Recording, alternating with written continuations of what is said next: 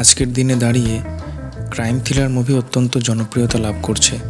আর আমরা কম বেশি সবাই ক্রাইম থ্রিলার মুভি অত্যন্ত পছন্দ করি, তাও আবার সেটা যদি হয় আমাদের পছন্দের অ্যাক্টরের। আমাদের সবার প্রিয় দুলাকার সালমানের সদ্য মুক্তিপ্রাপ্ত সিনেমা লাকি ভাস্কর মুভির এক্সপ্লেন করব আজ। কাহিনী শুরুতেই দেখানো হয় 1992 সালের বম্বে, যেখানে একজন জগিং করতে করতে যাচ্ছে। সে আমাদের সিনেমার লিড ক্যারেক্টার বা নায়ক ভাস্কর। জগিং করার পর ভাস্কর যখন বাড়ির দিকে যাচ্ছে, তখন কয়েকটা গাড়ি ভাস্করের বাড়ির সামনে এসে দাঁড়ায় এবং একজন সিবিআই অফিসার বেরিয়ে এসে বলে তাকে তাদের সঙ্গে ব্যাংকে যেতে হবে, কিছু জিজ্ঞাসাবাদ করবার আছে, কারণ ভাস্কর ব্যাংকে চাকরি করে।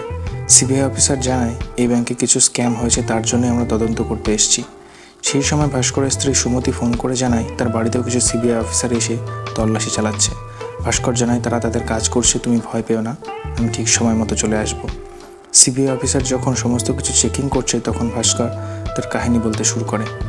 ফ্ল্যাশব্যাকে প্রথমে ভাস্করকে দেখানো হয় যে কিনা মাগাধা ব্যাংকে ক্যাশিয়ারের চাকরি করে তার মাইনে 6,000 টাকা, আর সে ব্যাংক থেকে 36,000 টাকা লোনও নিয়েছে। সেখানে সাম্বা নামের একজনকে দেখানো হয়েছে যে ভাস্করের ছোটবেলার বন্ধু এবং ক্রাইমের পার্টনার। ভাস্কর ব্যাংকের বাইরে ক্যাফেতে যারা ব্যাংকে ফর্ম ফিল আপ করতে পারে না, নতুন চেক অ্যাকাউন্ট অথবা অ্যাকাউন্ট ওপেন এসব ফর্ম ফিল আপ করতে পারে না, তাদের খুব সামান্য পয়সার বিনিময়ে সেগুলো করে দেয় এবং এটা তার সাইড ইনকাম হয়। এরপর ভাস্কর বাড়ির দিকে যায় আর বলতে থাকে এখানে অনেকে আমার জন্য ওয়েট করে আছে, কারণ আমি তাদের থেকে অনেক টাকা ধার নিয়েছি এবং সেটা শোধ দিতে পারছি না। এরপর তার ফ্যামিলি মেম্বারদের দেখানো হয় যেখানে তার ছোটো ভাই ইঞ্জিনিয়ার হওয়ার জন্য দিন রাত পড়াশোনা করছে, আর তার বোনও রয়েছে যার এখনও বিয়ে হয়নি। আর তার বাবা, যেখানে একসময় টপ চার্টার অ্যাকাউন্ট ছিলেন, তিনি একসময় বন্ধুর সঙ্গে একটু ব্যবসা করতে গিয়ে বন্ধু তাকে ধোকা দিয়ে চলে যায়। তারপর থেকে তিনি প্যারালাইসিস, আর কোনো কথা বলেন না। আর আছে তার স্ত্রী সুমতি আর একটি বাচ্চা। ভাস্করের স্ত্রী সুমতি তার বাড়ির অমতে ভাস্করের সঙ্গে বিয়ে করেছিল, সেই জন্যই তার শ্বশুরবাড়ি কেউ তাকে পছন্দ করে না। কেনই বা করবে, কারণ তার মাইনে মাত্র 6,000 টাকা। এর পরের সিনে দেখানো হয় ব্যাংকের ক্যাফেতে অ্যান্টনি নামের একজন এসেছে 2 লাখ টাকা লোনের জন্য, কিন্তু তার কাছে প্রপার্টি বলে কিছুই নেই যার দৌলতে সে লোন দেবে। সেজন্য ভাস্করকে বলছে কোনোভাবে 2 লাখ টাকার ব্যবস্থা করে দিতে, তাতে সে সুদও দেবে। অ্যান্টনি জানায় সে বাইরে থেকে কিছু ইলেকট্রনিক্স একটি শিপের মাধ্যমে আনছিল, তার অর্ধেক টাকা দেওয়া হয়ে গেছে, আর অর্ধেক টাকা যার দেবার কথা ছিল সে আমায় ফাঁসিয়ে চলে গেছে। যদি সে টাকাটা না দেয়া হয় তাহলে মালগুলো শিপের লোক নিলামে বেচে দেবে, আর জানায় সে মালগুলো ডবল দামে এক্ষুনি বেচতে পারবে এবং ব্যাংকের লোনও শোধ করে দেবে, ইন্টারেস্ট শুদ্ধ।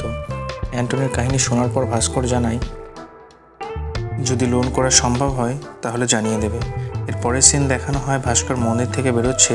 সেই সময় ভাস্কর যার কাছ থেকে 10,000 টাকা সুদে নিয়েছিল, সেই ব্যক্তি এসে ভাস্করকে অত্যন্ত অপমান করে এবং তার টাকার বদলে সুটারকে নিয়ে যায় এবং বলে টাকা দিয়ে ছাড়িয়ে নিয়ে যেতে। এরপর ভাস্কর দৌড়াতে তার ব্যাংকে যায় এবং গিয়ে দেখে যে প্রমোশনটা তার হবার কথা ছিল সেটা অন্য কাউকে দিয়ে দেওয়া হয়েছে।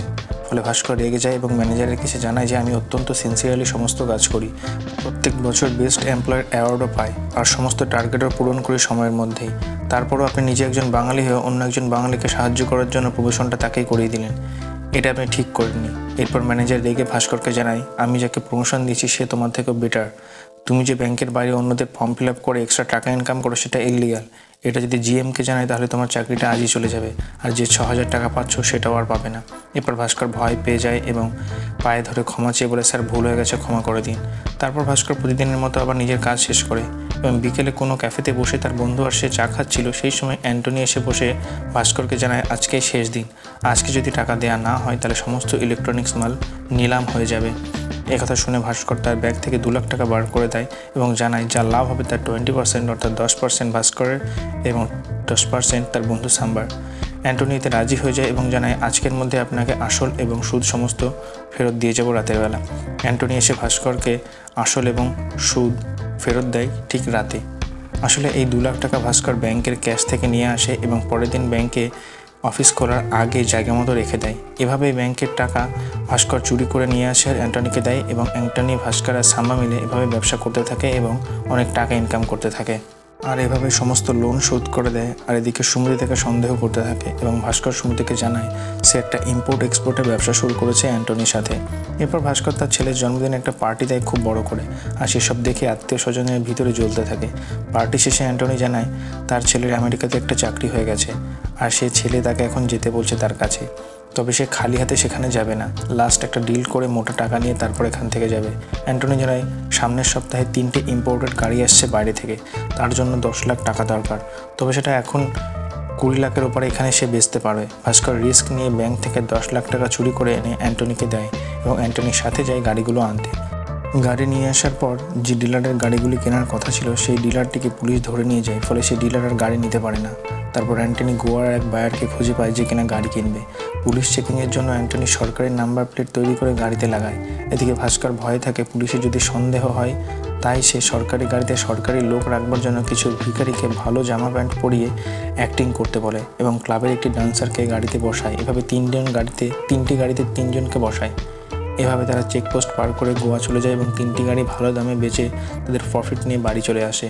এরপর ভাস্কর সুটকেসে সেই 10 লাখ টাকা নিয়ে ব্যাংকে যায় রাখবার জন্য, কিন্তু ব্যাংকে ঢোকার পূর্বে সে দেখে ব্যাংকের বাইরে অনেক পুলিশ, কারণ ব্যাংক একটা স্ক্যাম হয়েছে যার কারণে এত পুলিশ। আসলে ব্যাংকের রিজিওনাল ম্যানেজার এবং অ্যাসিস্ট্যান্ট রিজিওনাল ম্যানেজার মিলে একটি বড় স্ক্যাম করে। এই দেখে ভাস্কর খুব ভয় পেয়ে যায় এবং ভাবতে থাকে সে কীভাবে এই 10 লাখ টাকা তার আসল জায়গায় রাখবে সবার নজর এড়িয়ে। ঠিক সেই সময় ব্যাংকের জিএম এসে ভাস্করকে বলে, আজকে সুটকেস নিয়ে কী ব্যাপার। ভাস্কর জানায় সে বাইরে গেছিল তাই বাড়ি ফিরতে পারেনি, সরাসরি ব্যাংকে চলে এসেছে। তারপর জিএম ভাস্করকে সুটকেসটি খুলে দেখাতে বললে ভাস্কর খুলে দেখায় এবং সেখানে জামা কাপড় ছাড়া আর কিছুই থাকে না। আপনারা ভাবছেন টাকাগুলো কোথায় গেল? আসলে যখন ব্যাংকের সবাই স্ক্যাম নিয়ে ব্যস্ত ছিল তখন ভাস্কর টাকাটা তার আসল জায়গায় রেখে দেয়। এত কিছু হবার পর ভাস্কর সাম্বাকে জানায় সে আর এইসব কাজ করবে না, যথেষ্ট হয়েছে, কিন্তু সাম্বা তাতে রাজি হয় না এবং জানায় সে একাই কাজ করবে। সেই সময় ভাস্করের কাছে ছিল মাত্র 6 লাখ টাকা, কিন্তু উপরওয়ালার হয়তো অন্য ভাবনা ছিল, কারণ সেই সময় ভাস্করের ভাই এসে জানায় তার লন্ডন ইউনিভার্সিটিতে সিট কনফার্ম হয়েছে, তার জন্য লাগবে 6 লাখ টাকা। ভাস্কর কিছু না ভেবে সেই 6 লাখ টাকা দিয়ে দেয়, অর্থাৎ ভাস্কর আবার আগের মতো জায়গায় পৌঁছে যায়। তারপর চেয়ারম্যান ভাস্করকে ডেকে পাঠায় এবং জানায় তাদের রিজিওনাল ম্যানেজার এবং অ্যাসিস্ট্যান্ট রিজিওনাল ম্যানেজারের জন্য এই ব্যাংকের অনেক বদনাম হয়, সেই কারণে সে ব্যাংকের কিছু নিয়মকানুন বদলাবে এবং তাকে সরাসরি অ্যাসিস্ট্যান্ট জেনারেল ম্যানেজার হিসেবে নিয়োগ করবে, যার মাইনে হবে 19,500 টাকা। চেয়ারম্যান আরও বলে তার যদি কিছু প্রয়োজন হয় তবে সে বলতে পারে। ভাস্কর জানায় সেই মারুতি 800 যেটা ব্যাংকের গ্যারেজে পড়ে আছে সেটা যেন তাকে দেওয়া হয় এবং সেটাতে রাজি হয়ে যায় চেয়ারম্যান বাবু। এরপর প্রেজেন্ট সিন দেখানো হয় যেখানে সিবিআই অফিসার ভাস্করের ব্যাংকের অ্যাকাউন্ট স্টেটমেন্ট চেক করতে গিয়ে দেখে তার অ্যাকাউন্টে রয়েছে 100 কোটি টাকা। দেখে তো অবাক। সিবিআই অফিসার লক্ষণ জানায় একজন সাধারণ এমপ্লয়ের অ্যাকাউন্টে এত টাকা কীভাবে এলো। তখনই ভাস্কর কিছু ভাবতে থাকে আর কাহিনী ফ্ল্যাশব্যাকে চলে যায়। দেখানো হয় যে ব্যাংকের চেয়ারম্যান যখন ভাস্করকে নিয়োগ করেছিল তখন বলেছিল কিছু ভ্যালুয়েবল কাস্টমারের জন্য তাদের ব্যাংকে অনেক ভালো ব্যবসা করতে পারছে, তাদের মধ্যে একজন হচ্ছে হর্ষদ মেহরা। আজ থেকে তুমি হর্ষদ মেহরার অ্যাকাউন্ট দেখবে। এতে ভাস্কর রাজি হয়ে যায় এবং পরের সিনে দেখানো হয় হর্ষদ মেহরার একজন খাস লোক সূর্য নামে ভাস্করের কাছে আসে কাটারি ব্যাংকের কিছু বিয়ার নিয়ে। আসলে বিয়ার হচ্ছে ব্যাংক রিসিপ্ট। রিজার্ভ ব্যাংকের নিয়ম অনুযায়ী এক ব্যাংক অন্য ব্যাংকে সরাসরি লোন দিতে পারে না, তাদের মাঝে একজন ব্রোকার থাকা জরুরি। আর মাগাধা ব্যাংক এবং কাটারি ব্যাংকের মধ্যে সেই ব্রোকার হলো হর্ষদ মেহরা। এর ফলে ব্রোকার কিছু কমিশনও পায়। এরপর ভাস্কর সূর্যকে বিয়ার দিয়ে বলে এবার 2 সপ্তাহের মধ্যে শোধ করে দিও, কিন্তু সূর্য জানায় একটু দেরি হতে পারে আর সেই কারণেই ভাস্করকে ঘুষ দিতে যায়, কিন্তু ভাস্কর সেটা নিতে রাজি হয় না। এর কিছুদিন পর ভাস্কর হর্ষদ মেহরার ব্যাংক স্টেটমেন্ট চেক করে দেখতে পায় সে মাগাধা ব্যাংক এবং কাটারি ব্যাংক 2 জায়গা থেকেই লোন নিচ্ছে এবং তার ট্রানজ্যাকশান কোটি টাকার উপরে। ফলে তাতে সন্দেহ হয় ভাস্করের, আর ভাস্কর নিজের মতো করে ইনভেস্টিগেশন শুরু করে এবং জানতে পারে হর্ষদ মেহরা সেই সব বিয়ারগুলো নিয়ে শেয়ার মার্কেটের কিছু শেয়ার খুব কম দামে কিনে সে লোকেদের বলতো পরে এইসব শেয়ারের দাম অনেক বাড়বে। সেই শেয়ার অনেক পরিমাণে কেনা করতো লোকেদের দিয়ে, ফলে শেয়ারের দাম যখন বেড়ে যেত তখন শেয়ারগুলো সে বেচে দিত। এতে যে লাভ হতো সে নিজের কাছে রাখতো আর ব্যাংকের টাকা ফেরত দিয়ে দিত। এভাবে কোটি কোটি টাকা সে ইললিগালভাবে আয় করত। এরপরে এই ঘটনাটি ভাস্কর ম্যানেজারকে জানাতে যাবে তখনই তার মাথায় বুদ্ধি আসে। সে হর্ষদ মেহরার লোক সূর্যর সাথে একটা ডিল করে, প্রতিটা বিয়ারে 1% করে কমিশন ভাস্কর নেবে আর প্রত্যেক শেয়ার কেনার আগে ও বেচার আগে তাকে জানাতে হবে, যাতে করে ভাস্করও এর ফায়দা উঠাতে পারে। এরপর সূর্য কাছের কোনো উপায় না থাকার কারণে সূর্যই ডিলে রাজি হয়ে যায় আর বিয়ারের দরুন 1%ও পেতে থাকে। এবার প্রশ্ন আসে এত টাকা সে হোয়াইট করবে কিভাবে। তখনই অ্যান্টনির এক পরিচিত বন্ধু আনোয়ারের কাছে যায় ব্ল্যাক মানি হোয়াইটে করতে। আনোয়ার জানায় যদি সে লটারি কাটে তবে সেই টাকা কিছু ট্যাক্স কেটে বাকিটা সরকারিভাবে থাকবে তার কাছে। এভাবে সে 25 লাখ টাকার লটারি পায় আর তার ট্যাক্স কেটে প্রায় থাকে 17.5 লাখ টাকার মতো। এই টাকার সে শেয়ার কিনে নেয়, সময় মতো বেচে দেয়। এভাবে ভাস্কর প্রায় 80 লাখ টাকার মতো কামিয়ে ফেলে। তখন সিবিআই অফিসার জানায়, তুমি একদিনে 69 লাখ টাকা খরচ করেছো, সেটা কোথায়? ভাস্কর জানায়, আমি আমার বোনের বিয়ের জন্য খরচ করেছি। বোনের বিয়ের জন্য যখন শপিং করতে গেছিলাম তখন মলের মালিক আমার হুলিয়া দেখে আমায় অপমান করেছিল, তাই আমি একটা ভালো গাড়ি কিনে আর দোকানের সমস্ত জিনিসপত্র কিনে দোকানদারকে তার অকাত দেখিয়ে দিয়েছিলাম। এই কারণে এতগুলো টাকা খরচ করেছি। এরপর পাস্টে দেখানো হয় ভাস্করের টাকার পরিমাণ বাড়তে থাকে, আর সেই টাকা হোয়াইটে করবার জন্য আনোয়ার জানায় একটা নতুন কোম্পানি তৈরি করতে, ফলে তাদের সুবিধা হবে সেই কোম্পানির আন্ডারে টাকাগুলো হোয়াইট করতে। সেজন্য ভাস্কর তার স্ত্রী সুমতির নামে একটি ফুড স্টল ওপেন করে এবং সেটার মাধ্যমে সব ব্ল্যাক মানি হোয়াইট করতে থাকে। ধীরে ধীরে ভাস্করের ব্যবহারের পরিবর্তন আসে। ভাস্কর বেশি বেশি পরিমাণে মদ খেতে শুরু করে, ফলে বাড়িতে ঝামেলাও শুরু হয় তার স্ত্রীর সাথে। এরপর কাটারি ব্যাংকের ম্যানেজার একদিন ভাস্করের সঙ্গে দেখা করতে আসে। তখন ভাস্কর কাটারি ব্যাংকের বিয়ারের চেকগুলো ইস্যু করছিল। তখন কথায় কথায় ভাস্কর জানায়, স্যার, হর্ষদ মেহরা 90 কোটি টাকার বিয়ার বাকি আছে। তাছাড়াও সে এখন আবার নতুন বিয়ার ইস্যু করার কথা বলছে। একথা শুনে কাটারি ব্যাংকের ম্যানেজার অবাক হয়ে যায়। সে বলে, এত টাকার বিয়ার তো আমি কোনোদিন ইস্যু করিনি। আমি হাইস্ট 1-2 কোটি থেকে 9 কোটি টাকার বিয়ার ইস্যু করেছি, এর বেশি নয়। আর এখানে তো দেখছি সব 30, 40, 50 কোটি টাকার বিয়ার। হর্ষদ মেহরা আমার সই সব জাল করে সমস্ত নকল বিয়ার এখানে পাঠিয়েছে। আর আরবিআইয়ের যদি এইসব নিয়ে ইনকোয়ারি করে তাহলে আমাদের জেল হয়ে যাবে। এসব ভাবতে ভাবতে টেনশনে ম্যানেজারের ওখানে হার্ট অ্যাটাক হয়ে মারা যায়। এরপর সূর্য ভাস্করের সঙ্গে দেখা করতে আসে। ভাস্কর তখন ঝড়াসড়ি জানিয়ে দেয়, আগে 90 কোটি টাকা শোধ হবে, তারপর সে নতুন বিয়ার ইস্যু করবে, তার আগে নয়। এর মাঝে সাম্বা স্মাগলিং করতে গিয়ে ধরা পড়ে যায়, আর তখন ভাস্কর তাকে ছাড়িয়ে নিয়ে আসে। এরপর ভাস্করের শালা ভাস্করের কাছে হেল্প চাই, কারণ তার শেয়ার মার্কেটের সব টাকা ডুবে গেছে। আর সুমতির মা সুমতিকে কথা শোনায় এই নিয়ে যে এই ফুড স্টলের বিজনেসটা তার মায়ের আইডিয়া ছিল, সেজন্যই সে আজ এত টাকা কামাচ্ছে। এই কথা শুনে সুমতির রাগ হয়ে যায়, সে ফুড স্টল ভেঙে ফেলে। এদিকে ভাস্কর আর সুমতির ঝগড়া হয়। এসব দেখে থাকতে না পেরে ভাস্করের বাবা এতদিন পর কথা বলে ওঠে, বলে, ভিতরে এসব কথা আছে। এই বলে ভিতরে এসে দরজা লাগিয়ে দেয় আর বলে, তুমি সত্যি করে বলো কী কাজ করছো। আর কিছু রিসিপ্ট দেখায়, বলে, এগুলো কী থেকে এসেছে? আমি তোমার বাবা, আমি একসময়কার টপ সিএ ছিলাম। ভাস্করের বাবা ভাস্করকে বোঝায়, তুমি যত বড়ই খেলোয়াড় হও না কেন, সব থেকে জরুরি তুমি যদি জানো কোথায় থামতে হবে। এভাবে বোঝানোর পর ভাস্করের মাথা থেকে টাকার নেশা নেমে যায় এবং ভাস্কর আগের মতো জীবনযাপন শুরু করে। এরপর ভাস্কর তার শালা এবং তার বন্ধু সাম্বাকে সাহায্য করে এবং যাদের সঙ্গে খারাপ ব্যবহার করেছিল তাদের সবার কাছে ক্ষমা চেয়ে নেয়।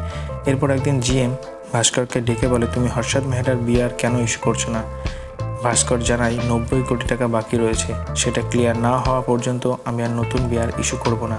তা সত্ত্বেও জিএম ভাস্করের ওপর প্রেশারাইজ করে আর ভাস্কর চাকরি থেকে রিজাইন দিয়ে দেয়। চাকরি থেকে ইস্তফা দেওয়ার পরই সিবিআই অফিসার এসে ভাস্করকে জিজ্ঞাসাবাদের জন্য নিয়ে যায় আর বলে, তুমি তোমার অ্যাকাউন্টে 100 কোটি টাকা হোয়াইট করবার জন্য সমস্ত পদ্ধতি অবলম্বন করেছো ঠিকই, আমি চাইলেই তোমার এই টাকা 1 সেকেন্ডে গায়েব করে দিতে পারি আর তোমায়ও জেল খাটাতে পারি।